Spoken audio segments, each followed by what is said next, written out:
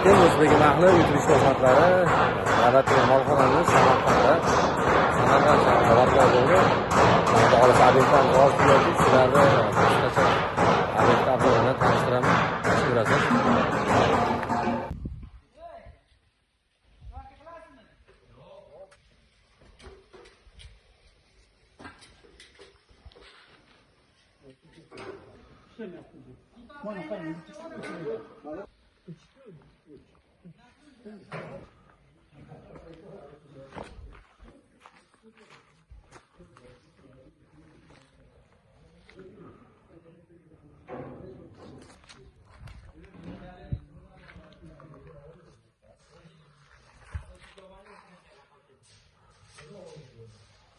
Assalomu alaykum o'zbek mahli yutilish xizmatlari YB Metal Works kanalining kuzatuvchilari va obunachilari. Navbatdagi ishimiz Samarqand shahrida barpo bo'ldi.